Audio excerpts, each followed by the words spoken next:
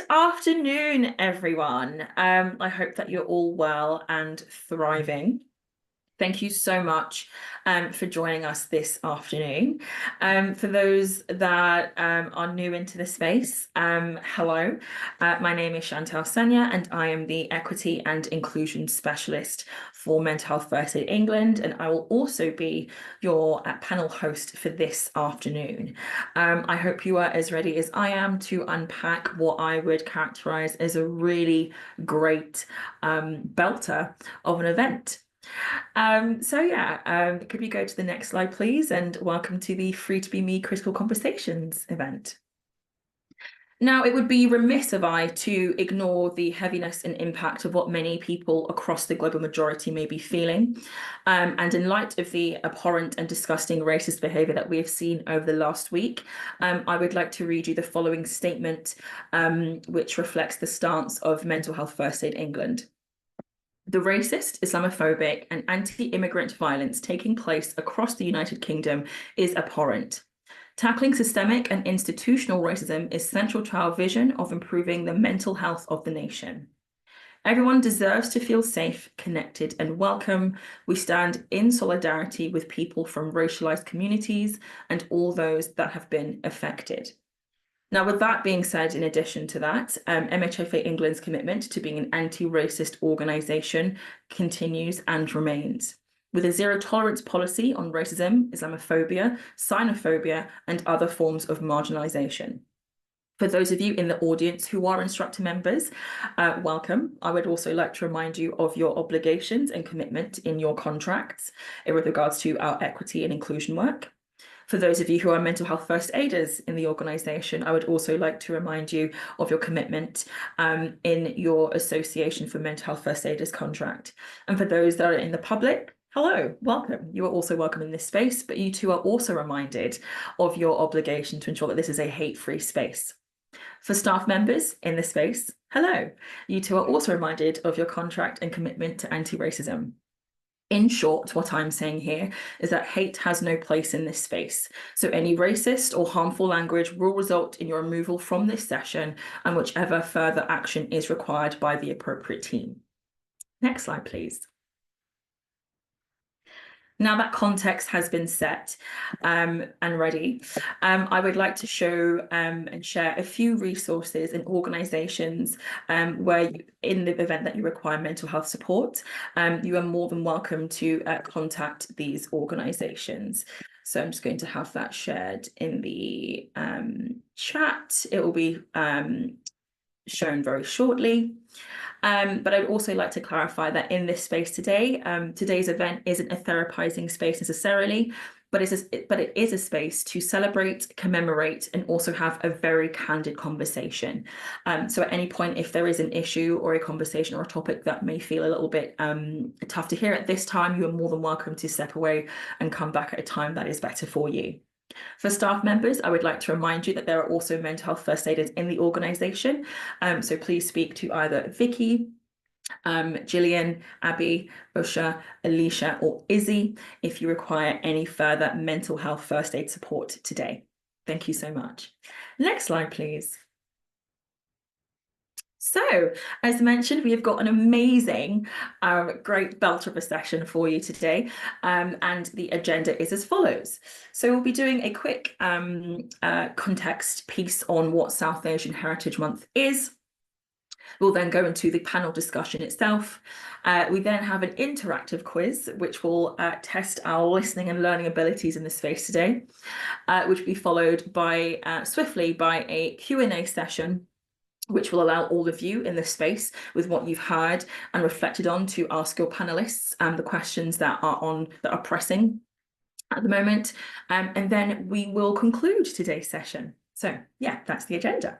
Next slide, please. So I would like to introduce you to our panelists today. So from left to right, we have Alicia Nagar, the Head of People Wellbeing and Equity, pronouns she, her.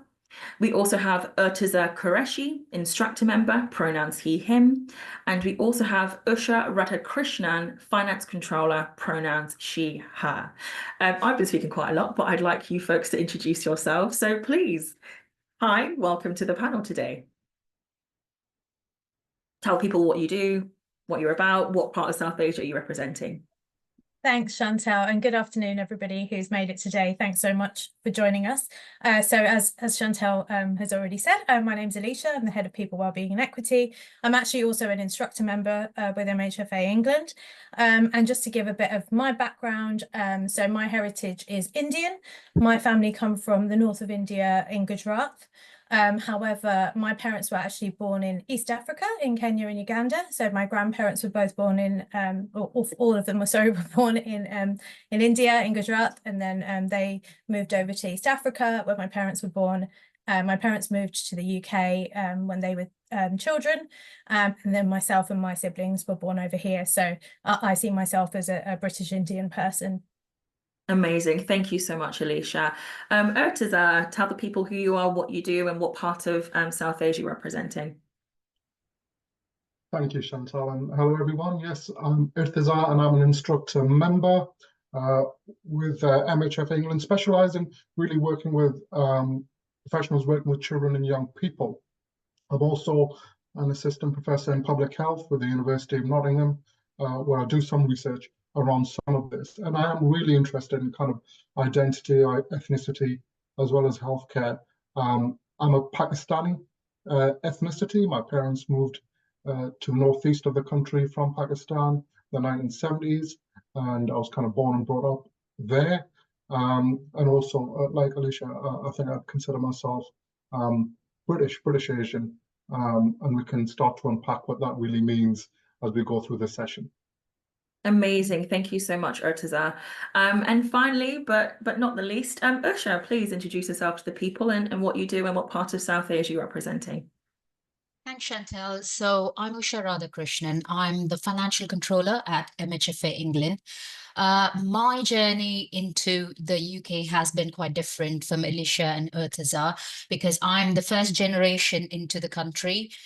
We came here 20 years ago via the skilled work visa, process.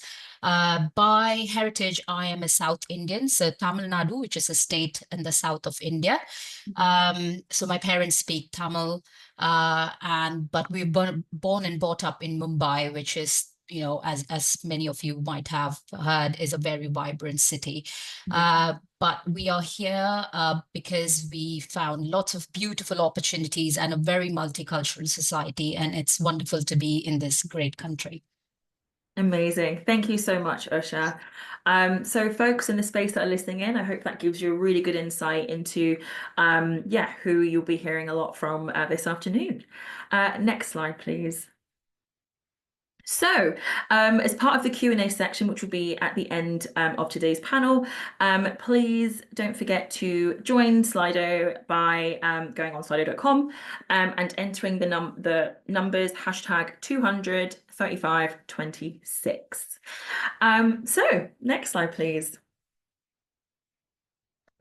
So the question in the room, what is South Asian Heritage Month?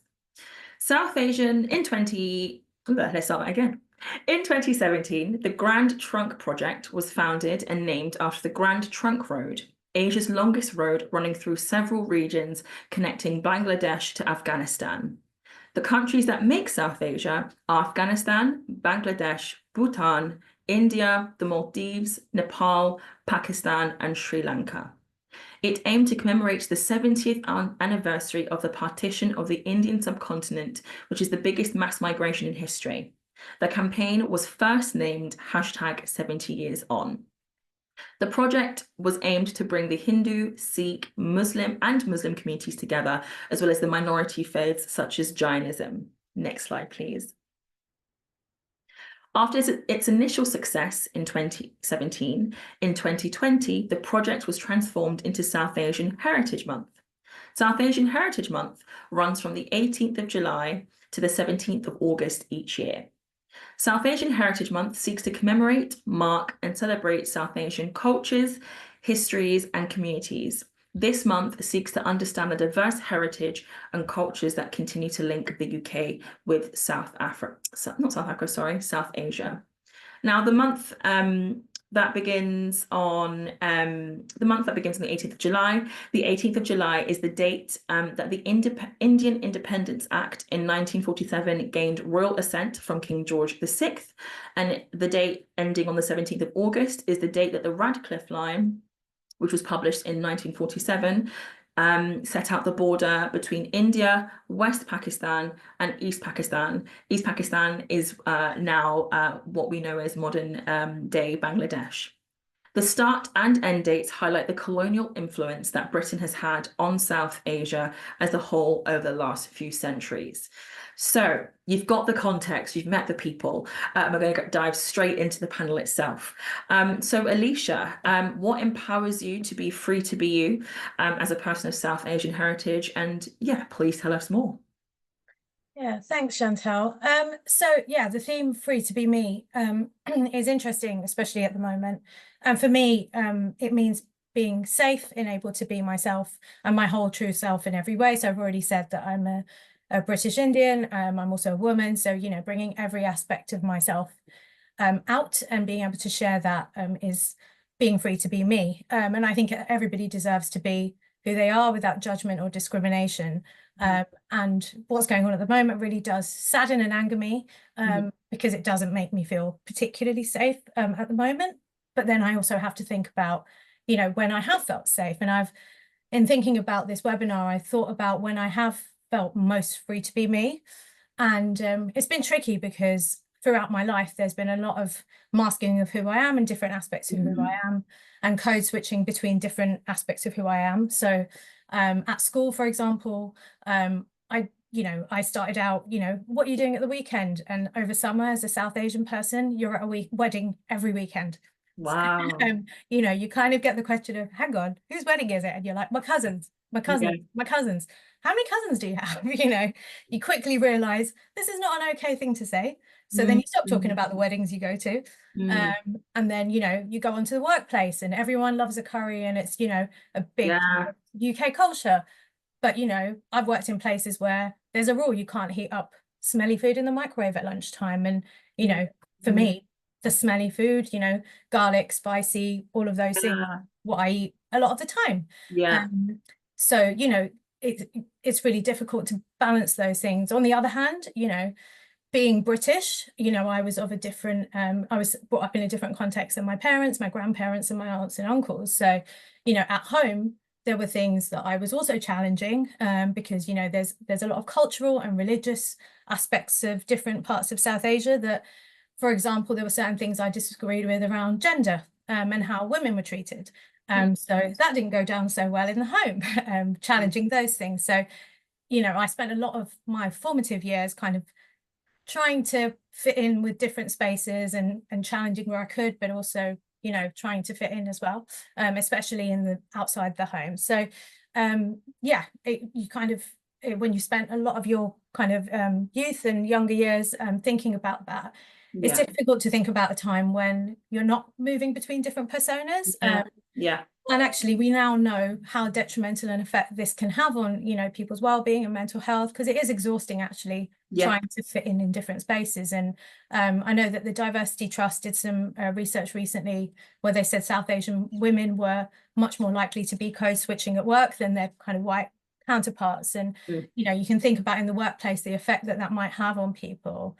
So kind of looking ahead then, thinking about who I am now, I suppose I have a better understanding that, you know, we're all different and everybody's different. And whilst I might be British, I'm also Indian, I'm also South Asian, I'm also a woman, you know, all of those things. And I can be all of those things at the same time. And I think I have a better understanding of that now. I'm also a bit more understanding that we're also not a homogenous group. So as a British Indian woman, I'm also not the same as other British Indian women. For example, Usha has a very different experience than me, and I'm sure we'll hear more about that through this session. So I can't speak for others. I'm only speaking for myself in this session.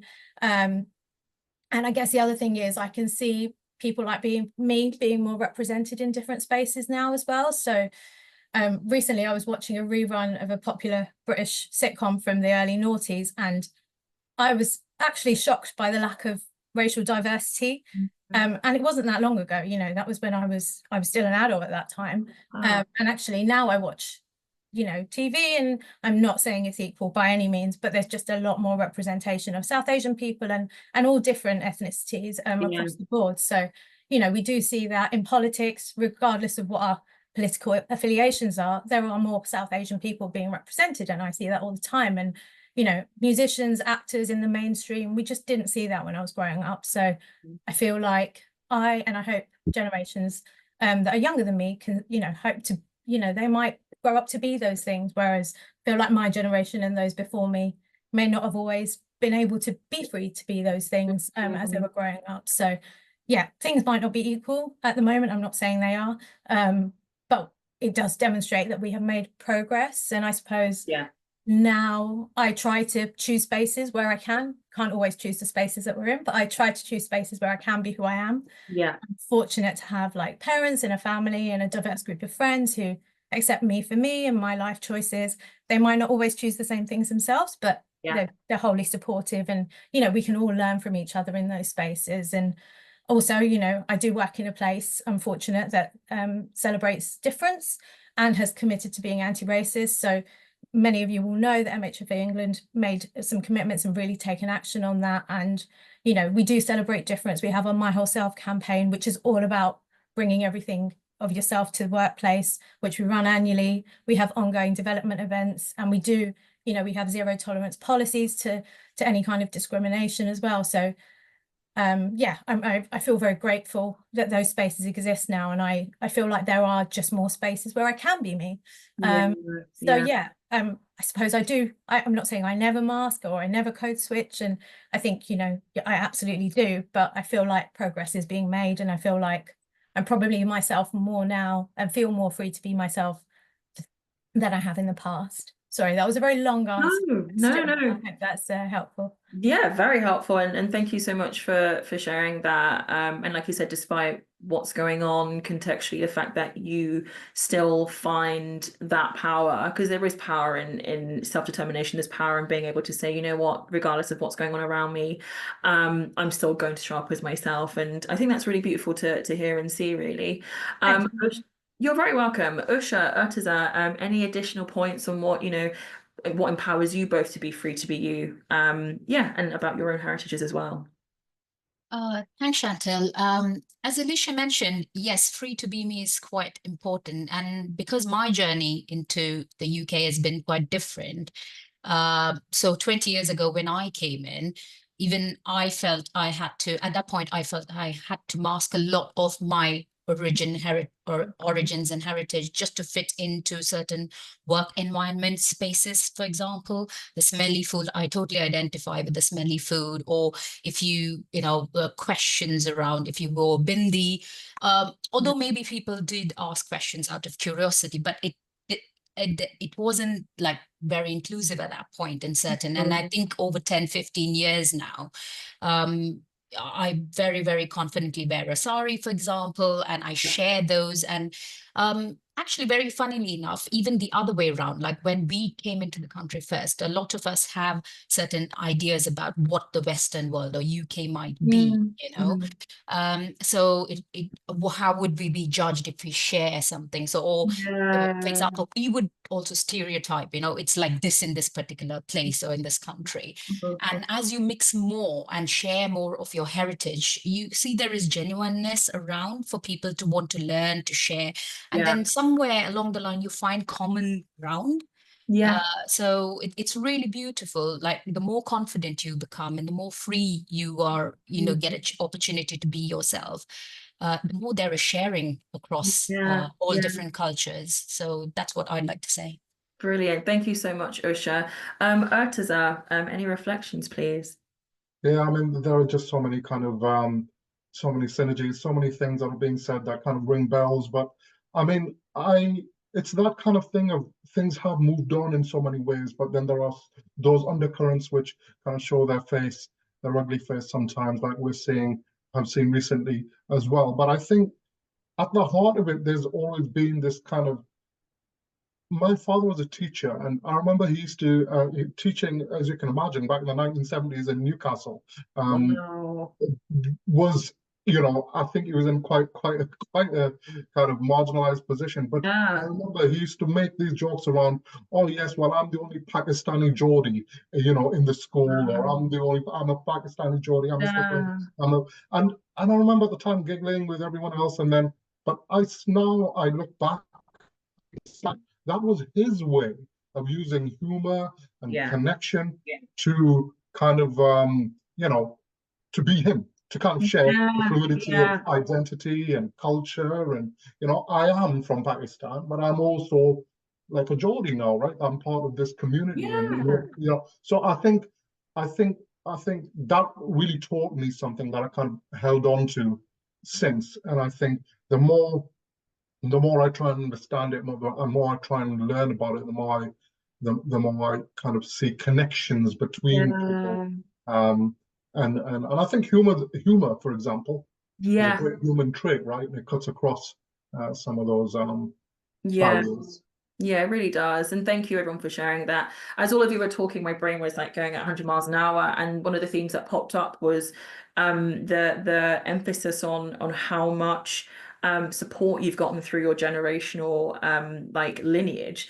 When we talk about racial equity, a lot of the time we talk about generational trauma, but in this context and the answers that all of you have shared in this capacity, it's lovely to hear that, you know, Urtiza, in the case of through your father, you learned that humor is one way to express your sense of identity. You know, Alicia, through your anecdotes that you shared again, you know, the pieces around where you stood on certain issues around gender, that again, you can still show up as yourself in your own community, in your own family. Usha, in your piece that you shared, like, it's just so, it's lovely to hear that outside the context, you know, as someone that comes from a different racial background, it's really lovely to hear that piece on generational support is what filters through. And I know that we'll dissect that a little bit more. So thank you all so much.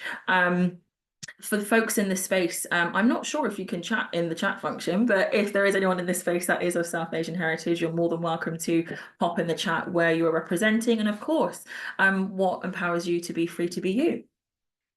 So before we go on to the next question, I'd like to do a little bit of a preface around South Asian art and culture. And of course, with South Asian art and culture, it is significant across the entirety of the diaspora. And before we go on to the next question, I would love to share some pieces that have been shared by some of our South Asian mental health first aid England staff. So the track that you can see on the slide currently is what we call Carnatic music and shlokas. And Usha has shared the following quote before we play the track. So the music that we're about to play was played every day in the morning in my house during my childhood. Music in the terms of Carnatic music and shlokas, prayer songs, were an important part of our upbringing. The idea was to start our day with calm mindfulness, gratitude, and positive vibes in the house, hence adding to good mental health to be our best throughout the day. And could you play a little bit of the song, please? Pesky adverts.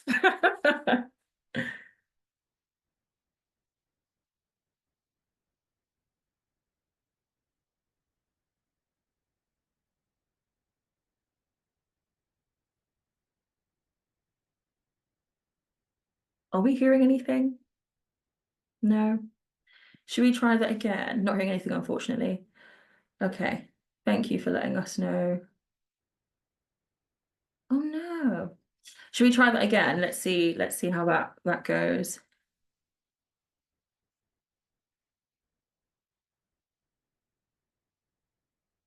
If it's possible, actually, hold on.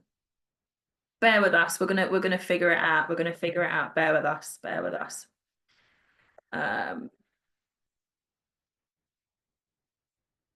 Is the Mercury's in retrograde. Tech is all over the place right now.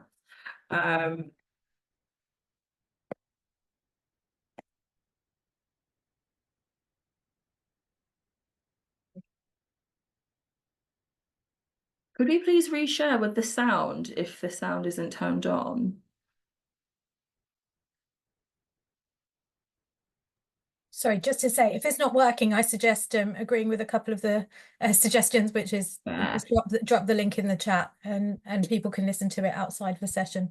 Unfortunately, I know it would be nice to hear it together, but yeah, it was working before. Anyways, So we will share the link in the chat for you all, and hopefully you'll be able to play that at some point in time.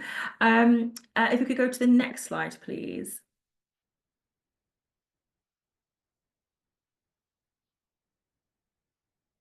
Thank you so much. So this slide is a poem that has been shared by a colleague called Raj, and her quote is that this poem on the screen here is a poem that speaks to my soul. So the poem is by Sharan Pada and reads as follows. So often as people, we focus on the outer glow of people, and one day this really got me thinking about the inner glow. I reflected on everything I come from, the paths paved for me, the sacrifices of my elders, the prayers, my heritage. I owe it all to my ancestors. This poem is an ode to my ancestral glow. Amazing. And the next slide, please. So this is a slightly longer poem. This has been shared by Pardeep, our Director of Finance and Operations. And before I read the poem, this is what he has to say about the poem that he shared today. I'm extremely passionate about Indian cricket. In India, cricket is not a sport, it's a religion. It is one thing that unites a country of many cultures, religions, faith, and languages. When India won their first Cricket World Cup in 1983, I listened to the commentary on a radio as a 9-year-old boy with my father. I also think sport has parallels with life, where challenges have to be overcome and hard work and dedication can make you succeed, which is something that I lived by. Excuse me. I found this poem online, simply called Cricket, and it epitomizes this. It also shows a sense of patriotism and pride in one's identity. So I'll read the poem as follows. Cricket is my life, in which I will win. I promise myself, in my team, I will enjoy my dream. I will not play to lose or win. I will play to fulfill my dream. I will play the game in that day, but I will play it in my own way. I will play and score the best so that I can be the captain of the Indian cricket team and fulfill my dream. Next slide, please. Thank you. Each drop of sweat that will come out will hope to make the nation proud. I will be hardworking, determined, and bold so that one day I can shine like gold. Cricket is my passion, and to shine in it is my vision. Cricket is my love, and I will do everything written above. And that poem is by Vasundhara Chowdhury. Please, if I got that pronunciation incorrect or correct, please correct me in the chat function below so I can amend that. So next slide, please. And last but certainly not the least, I hope you can all agree with me, this is the cutest photo ever. But this has been shared by panelist Alicia Nagar, and we will play and hopefully, fingers crossed, the elements work in our favor. But the song, which, okay, after the adverts.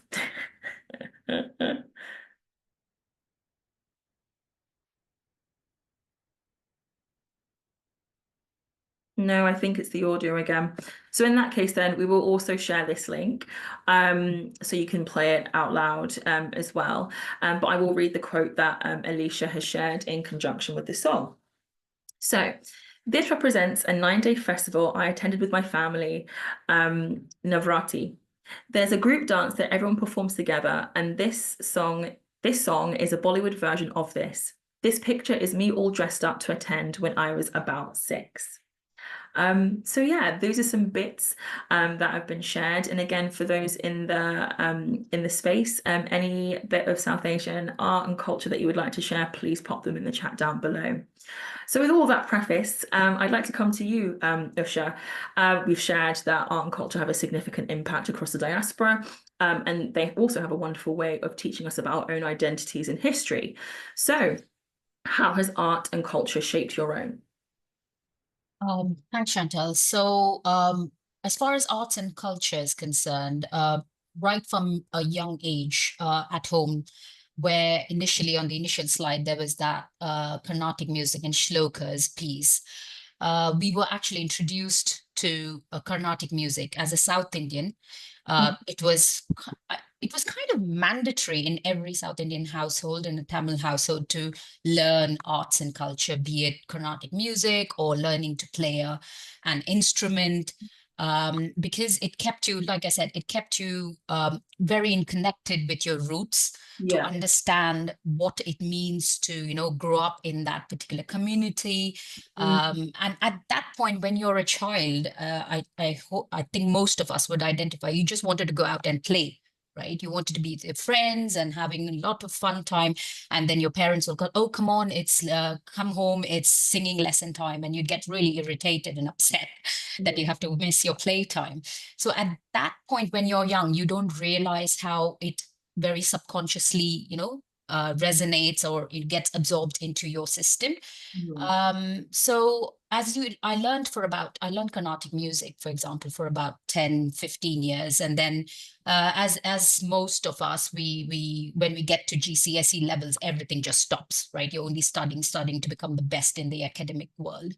But again, when you go into adulthood, and now that I'm here for the last 20 years, what I've realized is that art and culture is one which has kept me connected to my, you know, heritage, to my community.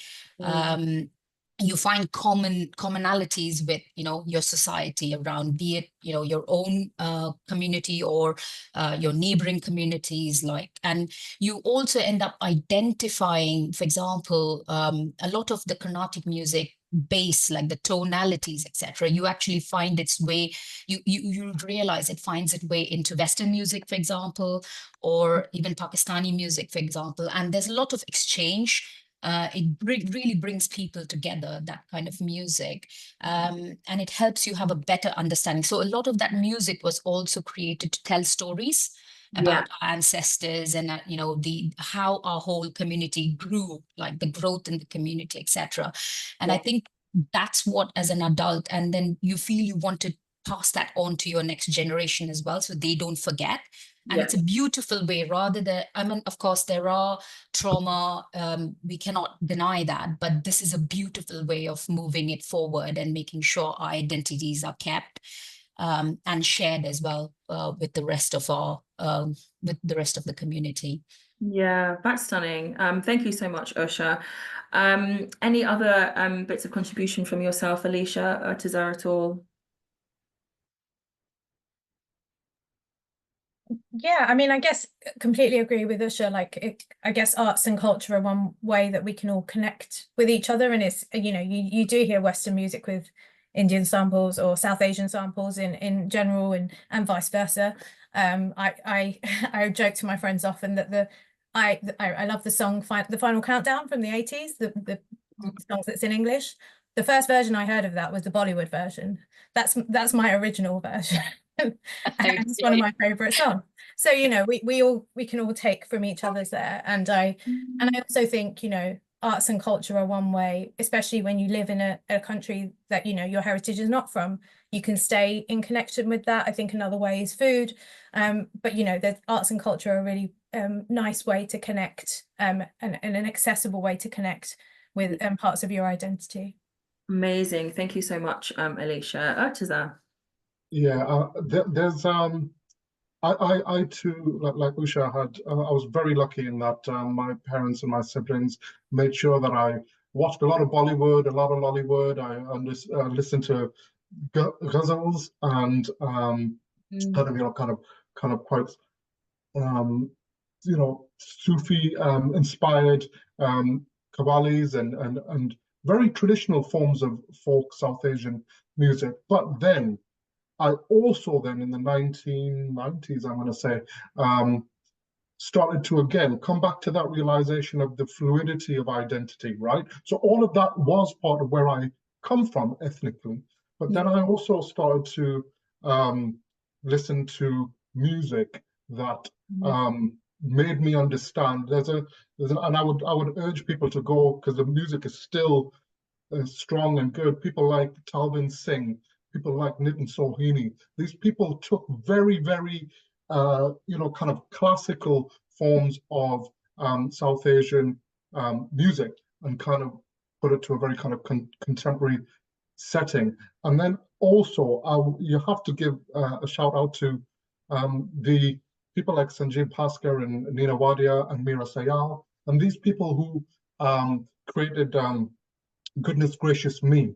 And many of you will be familiar with Goodness Gracious Me as a TV comedy program. Wow. The more you Yeah, know. Wow. in the 1990s. Please do, again, I put it out to delegates to go Google some of Goodness Gracious Me. I think it started off as a radio show on Radio 4, but then came to mainstream through the BBC, and it was hilarious, but it was clever because they did with comedy and yeah, through comedy what Talbot Singh and others were doing with kind of music. They were taking very, very recognizable tropes of South Asian culture, may they be endless weddings or overly imposing aunties with certain views, or may it be whatever it might be. I can do all of this at home for free. Why would you want to go out and eat in a restaurant? I can cook this for half. You know, all of these very stereotypical tropes, but with a hint of humor, and then they would kind of play it out in a British Asian context. And I think that form of art really helped me understand me and who I was. And yeah. No, thank you for sharing that, Irtiza, and thank you for sharing the link as well, Alicia. I think that takes us really brilliantly into the next question. And Usha, I'm coming right back to you. So as everyone has shared, actually, in certain parts, representation is an important part of one's identity. Representation is important for humanizing one another and our learning. So Usha, how would you say that South Asian representation in art and culture has challenged the racial stereotypes that affect your community? I would think, yes, agree. South Asian representation in art and culture has significantly challenged all racial stereotypes by offering diverse and nuanced portrayals. We've got South Asian artists, writers, filmmakers, performers. They have been able to humanize their experiences and showcase the rich tapestry of our cultural heritage. If I have to take examples, for example, you could take the media, movies and the media today. You've got so much more, as Alicia alluded to right at the beginning, we have so much more representation in movies and media. For example, you'd say Priyanka Chopra, if you've heard of her, as the main lead in the Quantico, the US series. Never anyone could have imagined probably 10-15 years ago that a woman of South Asian heritage would be able to take that main lead. Again, quite locally, your Bridgerton series, where you have the Sharma family, that was absolutely so much fun to watch, because someone who looks like me is in the main series, in playing lead roles, and that too in a royal family where most of, and you have, just to touch upon that, you have the Queen, who is actually of Black heritage. So much of South Asian and people of the global majority being represented. And the songs, of course, when I go back to music, all the classical songs which were played on the violin and all were taken up from popular Bollywood songs in that particular Bridgerton series. I don't think we could have imagined that a decade ago, and another one recently I saw is, if you've seen the series One Day on Netflix, you've got Ambika Maud, who's played the main character, and if you see some of her interviews, she feels so honored and privileged to have represented the South Asian community there. And why I feel these kind of representations are important is because we have the next generation. And there is a lot of stereotyping, as in, if you're, for example, you're a brown girl growing up, and most of the kind of stereotyping, you can't go out there and become a movie star because of your color. You can't be a superhero in a Marvel movie. And when you look at all that and how things have changed, it's quite important that the next generation believes that they have an equal opportunity and equal space to be there. And another area I would pick up is fashion, the world of fashion, right? When you go into, love watching all the photos of the Met Gala and the Cannes Festival, and you see all these beautiful gowns, and you keep most of the time you keep wondering, you're like, oh, is that the Christian Dior? Is it a Vera Wang? Is it? But a lot has changed over the last couple of years, where you've got Indian fashion designers like Manish Malhotra, you've got Sabyasachi, Pranab Gul, I think I've got his name right. They're all in the mainstream. They're out there doing their stuff and breaking those stereotypes that you cannot be in these top, multi-million business. Very funny. Again, the other day I was, you can see I watch a lot of or read a lot of this kind of page 3 kind of magazines, where Jennifer Lopez had her 55th birthday, and her gown, stunningly beautiful, was by Manish Malhotra. Wow. Right? So you can imagine how people from the South Asian community are breaking those barriers and breaking the stereotyping that you cannot do this. You only have to become a doctor, engineer, or whatever. It's kind of very stereotyping that only certain people are. If it's there, we're breaking those barriers and moving forward. And it's beautiful because I can tell my children, you can be whoever you want as long as you do the hard work. And that's where I think things have changed. Of course, there's always more improvement. There's always more doors we can open, but that's where I feel we're doing a good job. Yeah, amazing. Thank you so much, Usha. Alicia, Irtiza, any thoughts? We can move on to the next question if necessary. I'm happy to kind of just respond to. I know there's a question in the chat as well, and I mean, first off, thank you, Howie, for sharing in the chat, and that's inspirational. That's what I mean about, as you say, we are who we are, and sometimes it just takes a bit of a journey for us to understand that, and then it kind of results in this kind of like free to be me. But I think we have to understand who we are, and sometimes we need different cultural influences to do that, but we have to get involved. We have to be involved to try and make sense of that.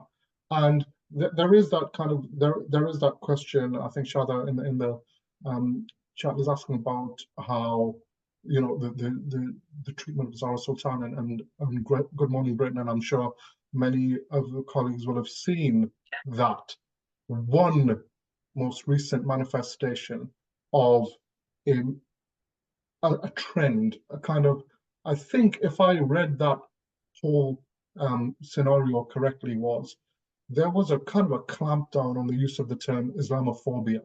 And this is a long-standing issue, not just in kind of mainstream media, but elsewhere, and the lack of admission, definition, recognition of this phenomenon.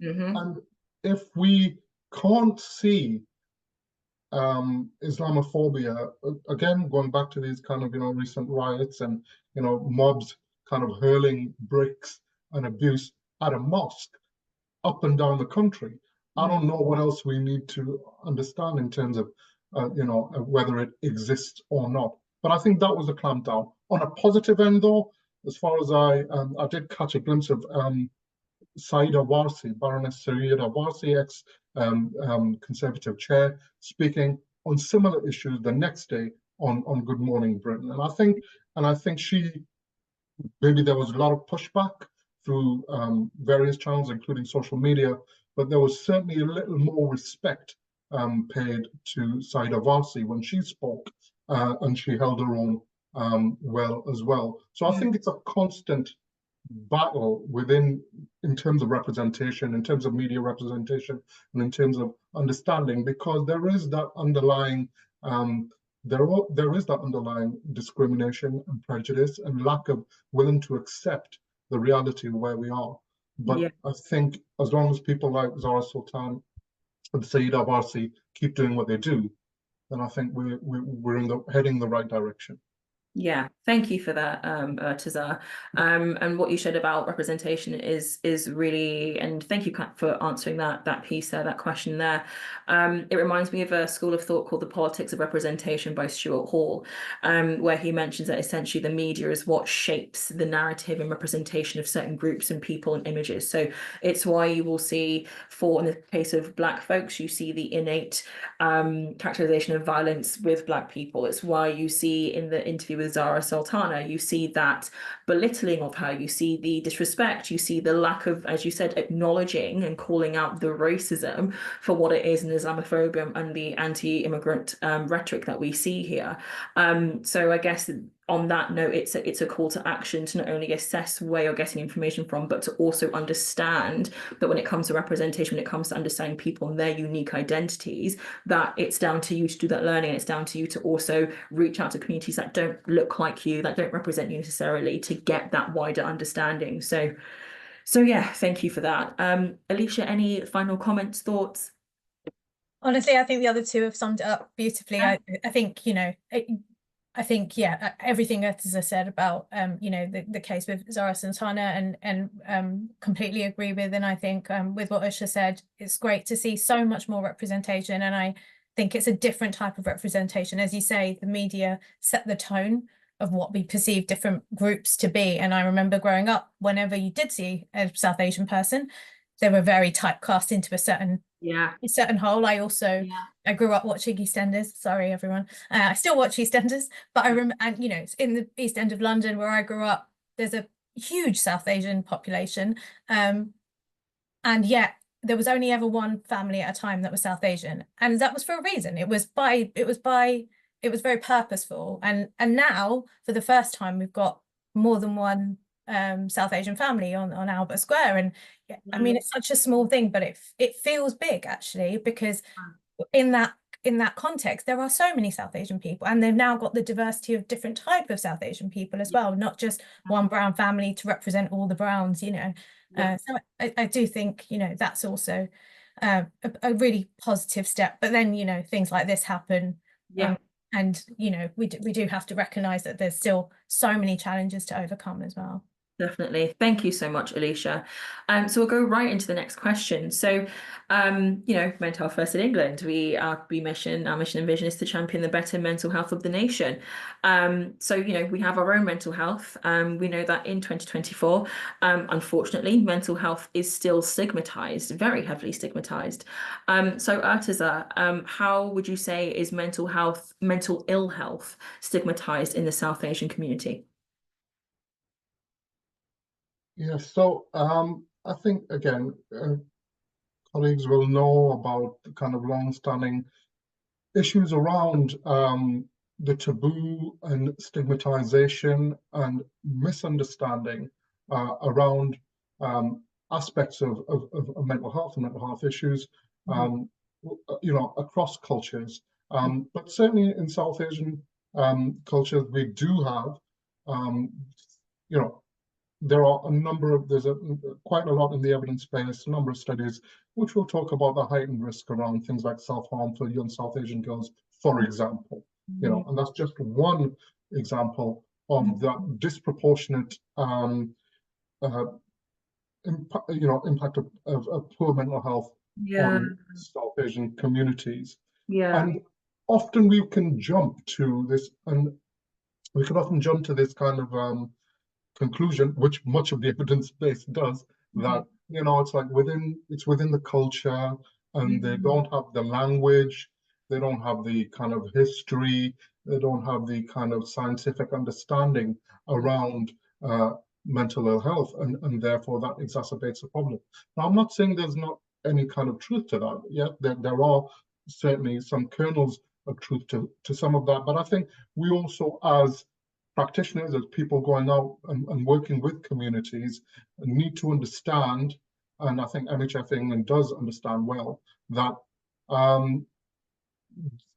it's not just about putting the blame or the burden on the South Asian community. We have a range of healthcare services, not just mental health, but healthcare services across the piece, in not just in this country, but across the global north, which have issues around their lack of understanding of community needs, community sensitivities. And I'm not just talking about kind of social kind of constructs. I'm talking about very hard physical understanding how we can have more somatic signs and symptoms, how depression and anxiety can manifest itself differently in different people. Again, for some South Asian individuals, certainly it can be far more physical than than verbalized by indigenous counterparts. So there's stuff about cultural competence, cultural awareness, cultural humility on the part of healthcare providers, which then feeds into this stigmatization, lack of understanding, and you know, the whole taboo around. If I am already starting from a position as a South Asian to not engage with healthcare services, mental health care provision, for example, and then on top of that, the healthcare provision that is provided to me is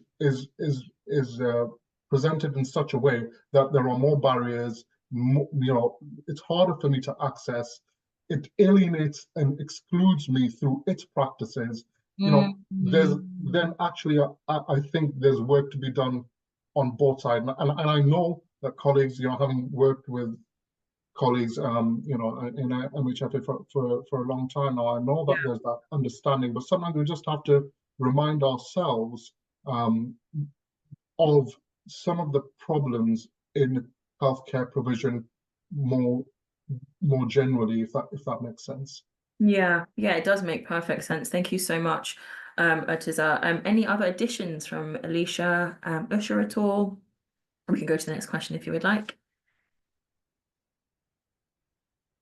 I think just to add, there's also, you know, within the communities, there's still, in some South Asian communities more so than others, I think there's still you know, we should be able to support one another rather than reaching out for these services as well. And that is sometimes because people haven't had the best experiences.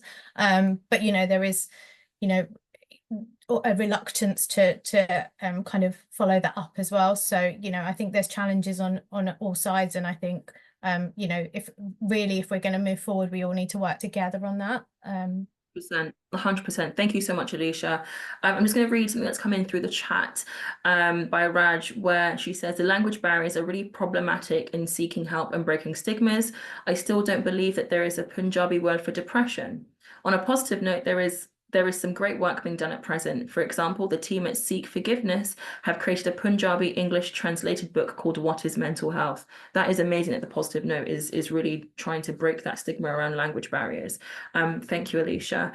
Usha, are we okay to move on to the next question? Amazing. So following on from what you've shared, Irtiza, how does community, I mean, we've shared just one example just now around the Punjabi English translated book, but how else does community show up to support ill mental health? Can you share any lived experience in supporting and uplifting the mental health of your own communities? And in addition to that, what was a takeaway from your experience that we should all apply to our day-to-day lives?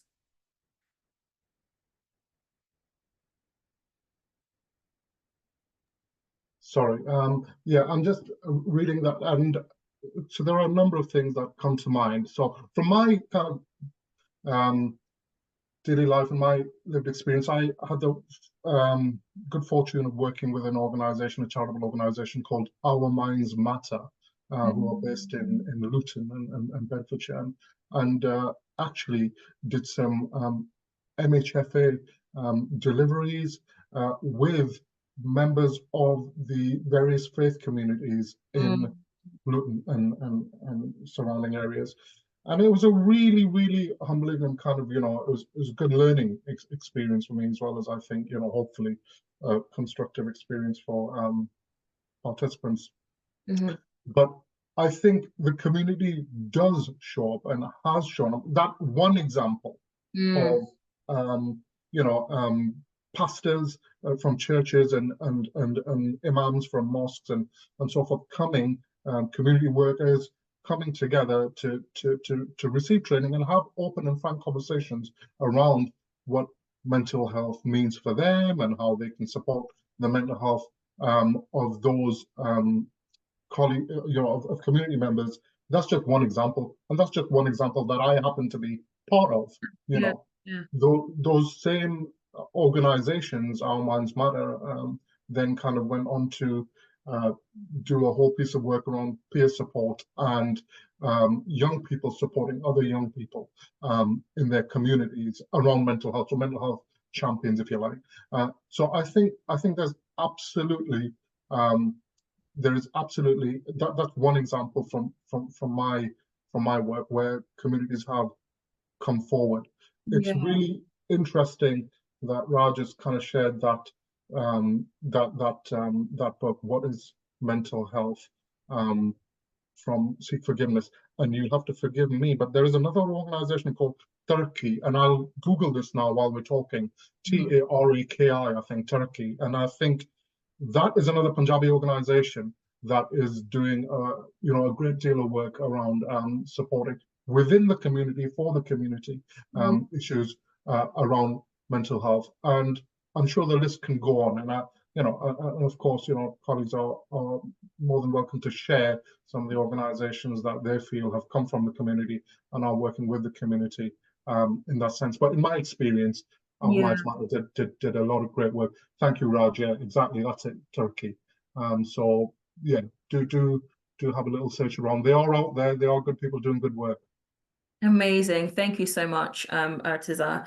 Usha, Alicia, any type of any further sort of thoughts in terms of how community shows up to support mental ill health, and any kind of lived experience in supporting and uplifting mental health of your own communities? Chantal, what I'd like to say is, of course, community, they do show up exactly like Irtiza said. My personal experience, what I'd like to share is, I've recently qualified. I mean, since I've joined MHFA England, I've certified as a mental health first aider, right? So I'm on the other side where I'm able to help my community. Amazing. So I think where previously in family setting or in community setting where talking about mental health was kind of hush-hushed, or there is more openness even back home, you can say. And so when I went to India on my holiday this July, and I was quite confident in openly talking about mental health with friends, with family, with a social setting wherever involved. And it's quite important that we all educate ourselves or train ourselves in that sense. And what I've kind of certified, done the training of the MHFA AIDA training, really helped me. So if previously, if there were conversations about someone's feeling anxiety or something, it'd be like, most of the time, like, oh, don't, just leave it. It'll take time. Time will heal itself. Whereas I feel more confident being in that space, for example. So I'm proud to be part of that community who's able to help there. So that's what my viewpoint is there. Amazing. Thank you so much for sharing that, Usha. And yeah, congrats on your new accreditation as a mental health first aider. If you aren't a mental health first aider, get through to the website and book your course now. Alicia, any comments, or should we go to the next question? Yeah, I mean, I agree. And I like Usha, I feel like I qualified as an instructor member, I think about 7 or 8 years ago now. I can't remember exact year. But I can see the progress even since then within the South Asian, my area of the South Asian community anyway, where people are more willing to have conversations and you can just kind of talk about mental health just a little bit more than, again, still lots of work to be done. And it's nice to be able to be someone within that community that people can't feel comfortable talking to about those subjects. So nothing else though. Thank you. Amazing. Thank you, Alicia. I'm just reading a couple of comments that have come through the chat here. Jeremy shares that MHFA Bangladesh materials are all now in Bengali. No doubt, similarly, resources used by other programs. Reflecting on that and the conversation on language, I wonder if there's more that the international MHFA movement can do to collaborate and share resources, along with developing a global statement and position on equality and inclusion. That is a good shout. And I will will note that, and I hope that if there's any senior leaders in the space, that is noted too. Howie shares in the space as well. I have delivered MHFA courses to groups of South Asian women for many years. I found that for many South Asian families, providing mental health understanding to women is at the core of breaking down much of the stigma within families. Many have told me this and explained the impact their understanding has had. Thank you so much for sharing that. And I just want to circle back to what Shada has said around what we answered earlier around dangerous rhetorics. I'm sorry that you have felt weaker and less able to stand proud, but I do hope that at the end of this conversation, and the pointers that have been shared by all panelists, that you do feel strong again and able to stand strong in your identity as well, because no one or nothing should make you feel like that. So to wrap up today's panel, Alicia, you'll be closing it out for us. The final question is, with everything we've heard, with everything that we've discussed, dissected and really analysed, how do we, as a collective, for those that aren't of South Asian heritage, how do we continue to honour the lived experiences of people with South Asian heritage and embed our new knowledge in this space to, embed our own frame of reference in being anti-racist? Thanks, Chantel. And I know that you said for people who aren't South Asian, but actually I'd like to include South Asian people in this as well, because I think one thing to be really conscious of is we're not the same. We're not a homogenous group. Even if you're from the same part of South Asia, your experiences will be really different. So I would like to encourage everybody to educate ourselves. I think we can all learn more. I credit everybody who's made the effort to be here today. You're all educating yourselves here today. You're only hearing from 3 of us and the people who have kindly contributed to the chat today. But even then, you can see the vast, diverse experiences that people are bringing into the space. So just kind of listen to others non-judgmentally and make the time to learn from different voices and different experiences. Multiple countries make up South Asia. And some of them, unfortunately, we've not been able to get representation for today because we couldn't have so many people on the panel, but their experiences will be really different as well. So please do take that into account. I think also doing some self-awareness work, reflecting on and acknowledging our biases, whether we're South Asian or not, I think is really important. So knowing where our biases might be, what assumptions we're making, as we've talked about, the media set up a lot of our expectations of what somebody might be like, and actually checking ourselves for, have I just spent the first 20-30 years of my life absorbing this and making these assumptions? So taking the time to do that, and I think also then just being an ally, being proactive, with what's going on at the moment, now more than ever. South Asian people around you, your friends, your colleagues, your families, whoever they might be, your neighbours, they do need an ally. So if you feel able to, please do reach out, check in on them. I was personally so touched by all the people that showed up for the anti-racism protests yesterday. I mean, if anybody here did, absolutely applaud you. And I think it makes a difference. And I think what we were talking about Good Morning Britain as well. I suspect the reason that they brought Baroness Oyedavasi in the next day was because there was so much uproar online in the media about the treatment of Zara Sultana. So, these things do work, and I'm not suggesting anybody go out there and, put themselves in any danger or, cause any violence of their own. But, we can peacefully make our position known and stand in solidarity together as South Asian people and allies, I think. So I think those would be my main things. And then also just to celebrate South Asian culture as well. We want you to be part of our culture. I certainly do. So, if you want to watch that Bollywood film, or you want to go and cook that South Asian meal, please do. We want you to be part of our culture and celebrate with us. So that's it from me. I don't know if Usha or Irtiza have anything to add.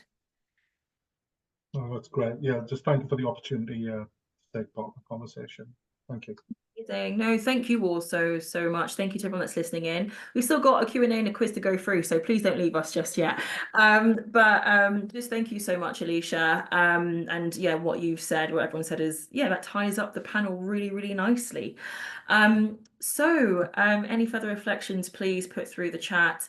But we are now going to transition very swiftly on to kind of move the energy around a little bit. We're going to do a really cheeky quiz. There is no prize, it's just the virtue of knowing what you know. So yeah, without further ado, we're gonna start the quiz. So the first question is, in what year, feel free, oh yeah, forgot to mention, you can put the answers in the chat as well. In what year is India set to be the most populated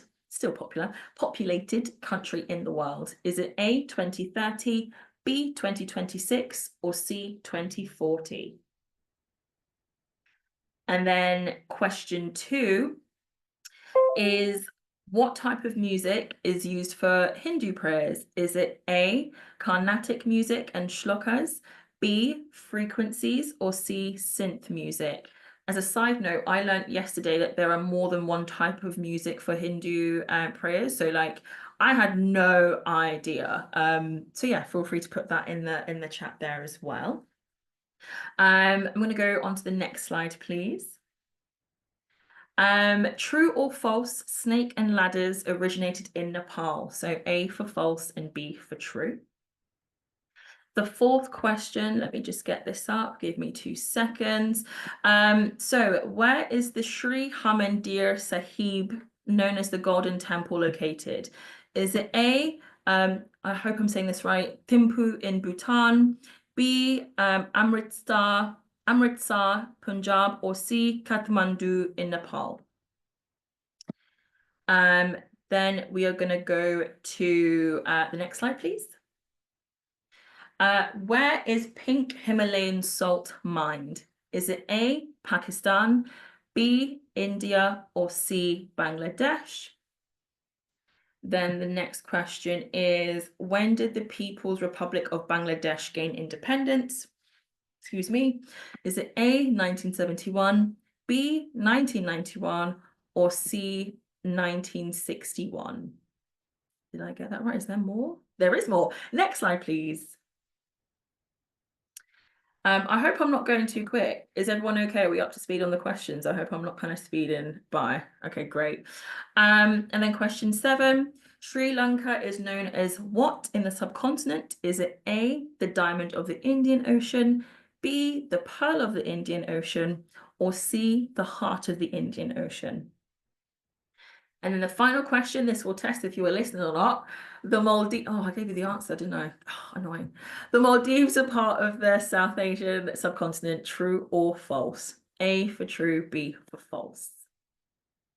So if y'all have been tallying the answers, I will go through them very, very swiftly. Next slide, please. Thank you so much. So for question 1, a lot of people said A, but according to the United Nations, you said B, I think, for the my mind's gone blank. The populated, most populated country. So the answer is actually A. So if you've got A for that, give yourself a point. According to the United Nations World Population Prospects, India is set to become the most heavily populated country in the world by 2030. The world population is expected to reach 8.5 billion people by 2030, with 1.5 billion living in India, overtaking China at 1.4 billion. So that will mean that 1 in 3 of the global population will either live in India or China. For question 2, if you picked answer A for prayer songs and shlokas, give yourselves a point there. For question 3, the answer is false. Snakes and Ladders, also known as Chutes and Ladders, is one of the most popular board games in history. Not many people know that it comes from India. The historic version had its roots in morality lessons, on which a player's progression up the board represented a life journey complicated by virtues, ladders, and vices, snakes. It was taken from India and brought to the UK in the late 19th century. For question 4, if you got B, give yourself a point.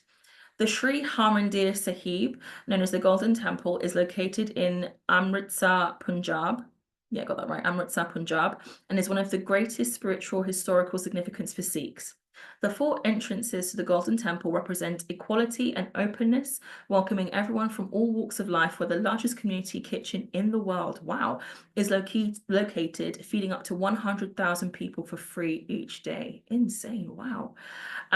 Question number 5, if you got A, which was Pakistan. Give yourself a point. Pink Himalayan salt is the type of salt that's naturally pink in color and mined near the Himalayas in Pakistan. Many people claim that it's loaded with minerals and provides incredible, Leonie says, incredible place to visit, highly recommend. Okay. And provides incredible health benefits. Question 6, if you got A, give yourself a point. Bangladesh became part of East Pakistan for nearly 3 decades following the British colonial rule in the 1940s. Now it commemorates, so the independence date, commemorates the country's declaration of independence from Pakistan in the early hours of March 26, 1971. For question 7, if you got B, give yourself a point. Sri Lanka is known for 2 lovely names, the Pearl of the Indian Ocean, which is given to the small island due to its incredible beauty, extraordinary biodiversity, and also its precious stones. And also the island has a teardrop shape and is off the coast of India, which is easy to see from the map.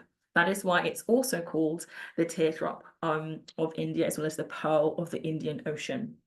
And then the final question is, even though I gave you folks the answer is A, the countries that make, the countries that make the South Asian subcontinent are Afghanistan, Bangladesh, Bhutan, India, the Maldives, Nepal, Pakistan, and Sri Lanka. So like I said, there is no prize, unfortunately. But if you got it all right, you've got the virtue of knowing what you're about. So next slide. Next slide, please. So we're now going to the Q&A segment. We are right on time. Great. So just to remind you all, please go to slido.com and enter hashtag 23526. But we're going to start from now. So we've only got a few questions that are in at the moment.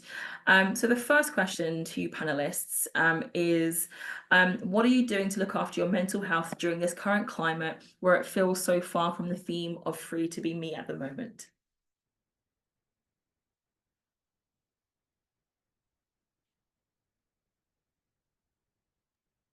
Yeah, I don't mind going. I think it is challenging. And I think I said that right at the beginning when I started speaking. And I think I do the things that I usually do to look after my mental health, like connect with those around me that make me feel safe. So, you know, my friends, my family, and try to, you know, kind of support one another through that. And then do the other things that generally make me feel like I can be myself, and also try and look for the things that do bring me a little bit of solace in it. So like I said earlier, you know, all those people showing up for the anti-racism protests, you know, actually that's a nice thing to focus on. I'm not dismissing for a second the trauma and the stress that the other parts of it cause. But yeah, I think, you know, for me, it's about kind of focusing on those areas and looking after myself, and also switching off the newsfeed. Yesterday evening I had to switch it all off and just watch a sitcom that I've watched 1,000 times, and you know, just you know, try and make myself you know, focus on something else as well. So I know everyone's different, but for me those are kind of the things that I've been focusing on. Brilliant, thank you so much. Usha, Irtiza, any pieces on what you're doing to look after your mental health? Yeah, I would agree with Alicia. I usually, when such stressful situations come into play, I usually go to my favorite. I do yoga and meditation. That's what keeps me grounded, what keeps me calm. And I also kind of look for positive messages or positive. So I was on, of course, I was on Facebook and social media, but looking for certain positive information as opposed to just focusing on the negatives. And there's a local group here. I mean, there were rumors around just on our high street that the right immigration writers were supposed to come along. But exactly like Anisha said, the amount of people, that community that came together, there was lots of photos of that on Facebook. So when you look at that, you feel more reassured that, you know, the world is a positive place. There's good, you know, there is good and bad. And so you kind of take reassurance from that, and also kind of keeping support. I've had calls from India as well saying, I heard it's in your local area. Are you okay? So it's just nice to know that you're thought about, and similarly trying to take care of others around me as well. Yeah, brilliant. Thank you so much, Usha. Irtiza, how are you looking after your mental health? Yeah, no, absolutely. I kind of concur with that thing about just switching off from the news, because I'm a bit, as many of us are, kind of, a bit, not good with that. I will constantly go back to the news channels, constantly get back on X, constantly get back on the social media just to see what's happening. But it's toxic. It's not good, and it's a rumination, isn't it? It's not really helping anything or anyone. So yes, I have been more conscious about not putting as I go to the news channels, and also kind of sticking to my routine, doing what I had planned to do, and not letting it kind of affect my practical. I had to go up to Newcastle on the weekend. I went to Leicester, came back down. So I have been kind of continuing with what I need to do, how I need to do it, as best as I can without it kind of interfering with my life. So I think routine is big for me as well. Brilliant. Thank you so much, everyone. The next question that's come in is, from your experiences growing up, what advice would you give the next generation to be able to feel that they can embrace their identity and be #free to be me? Yeah, I'm happy to go on that. I think there's what really helped me, and that's the only advice I give to my to the young people in my family and elsewhere, is that you just got to keep learning. I think to be free to be me, I think you have to kind of know who you are, as I said earlier. And I think you mentioned Stuart Hall, right? For example, right? Absolutely, blew my mind. And I think the more we can learn about ourselves, our ethnicity, our culture, and how that plays out in who we are, if we can read Stuart Hall, if we can read Holy K. Barber, if we can read Edward Said, if we can read Bell Hooks, if we can read these people that have done the work to make it easier for us, to help us understand actually, how does it make us feel, and how does it shape us, our everyday experiences. I think we're in a great place. I think, even at the start of the chat, people were talking about intergenerational trauma and intergenerational wisdom. And I think that whole concept of intergenerational, the concept of microaggressions, the concept of, everyday racism, the concept of, the idea of being free to be me, all of this, we're in a great space. It wasn't necessarily like that when I was growing up. So for the young people that I engage with and talk to, and if there's any wisdom I could impart, it's that: learn about yourself, be proud of yourself, understand that how it's fluid, and then hopefully that will empower them to be free to be them. Amazing. Thank you so much, Irtiza. Usha, Alicia? I have 2 kids, so who are born and brought up here. So like I mentioned, I'm the first generation. So I came with my own set of biases into the country, right? Whereas my children are born and brought up here, so they are British Indian. And sometimes it amazes me how much more they know and they absorb and they observe about the society in general. And I'll be honest, sometimes I do get told off for little, comments I might make, and they're like, "Mummy, you can't say those things nowadays." And it's wonderful to see that. So it's always about what I tell my children is, don't be judgmental. Don't put people in a box, right? You have so much of information from social media. Take the good out of it. And always look at both sides of the coin before you make a comment or a statement, because that's how you need to be. You need to be really human about it, as opposed to whatever's happened in the past with your previous generations. If your ancestors, your grandparents had a certain view, that's not the type of view you can afford to continue into the future. You're growing in a global environment, really. So I do admire the future generation, where they're more exposed, they're more understanding of these things. And I'd always advise my kids to continue to be the same. Brilliant. Thank you so much for sharing that, Usha. Alicia, any thoughts at all? I mean, the other two have covered lots of what I would have said, but I suppose the only things to add are, you know, take these opportunities. South Asian Heritage Month didn't exist when I was young. It's only been around 5 years. There'll be more and more of these kinds of opportunities. Grasp them and do what you can with them, and also support one another. You know, and I speak to all groups that need support for that. You know, but South Asian people in this context, like, yeah, support one another, raise each other up, bring people along with you, and help each other out. Yeah, that's it. Amazing. Thank you so much, Alicia. Someone shared just now, it's not a question, but I do feel it's hard work to assert your own identity and beliefs within and outside our own ethnic communities. Tolerance of all is key. Yeah, I mean, there's not much I have to add to that really, but wanted to share what that reflection was there. And the final question that has come through to the chat is what special help is available for people amidst the ongoing riots? Which, if you could share the next slide, please, and just reshare the links that we shared at the beginning of the session, if that's okay. So in terms of organisations and resources for support, there is a plethora in terms of live, whether it be text, whether it be phone call, all anonymous services where you can get specialised support. Thank you for sharing the links in the chat there. So if you do require mental health support outside of this space, that is where you can go. Before I add any more, question was directed at the panelists. So panelists, any sort of further thoughts on where people can go to for support and help?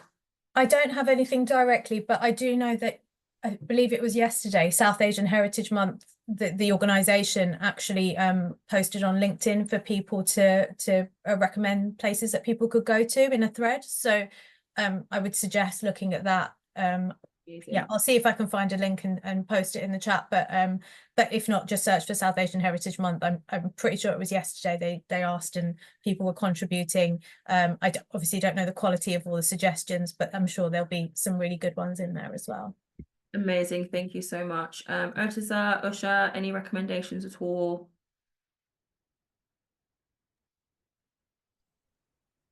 No, I think I can't really add to what's already there. Thank you. Thank you so much. I just wanted to also spotlight if for those who are on social media, I'm reading this from where I'm getting it. There is an Instagram handle called Aimless, so AIMLESS Gallery.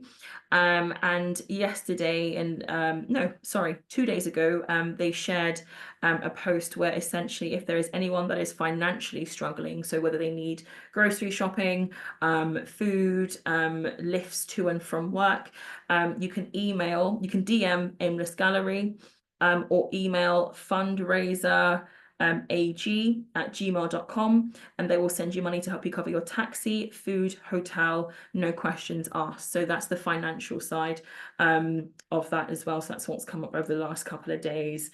Lots of people have also been donating aid as well. So if you do want to donate to the mutual aid fund, go through to that handle as well for financial support also. So just double check the questions. There's nothing more that's come in. No, we're done. Also the question in Zoom, we've answered that earlier as well. So without further ado, with 7 minutes to spare, we'll go to the next slide, please. We are done for this afternoon. Thank you all so much for your time, your energy, your support. Thank you so much to the panelists that have dedicated their time, their resource, their energy as well in the space. Thank you so much to Stefan, to Joe behind the scenes. I really appreciate you both. Thank you so much. And yeah, that's that really. This is recorded, so you will receive, not receive, but the recording will be available at some point in time for IMs, instructor members. So I've spoken shorthand there. For instructor members, it will either be on the dashboard or the NIBU platform when it's been greenlit and sorted. For staff members, it will be on the available channel when that's ready for you. And so will the slides as well, so you can find the piece on all the information there if you want to access it on the dashboard as well. But yeah, thank you all so much for your time. Have a lovely rest of your afternoon and continue to champion anti-racism and support for one another. Thank you. Thank you. Thank you so much. Everybody. Take care. Bye. Bye. Bye.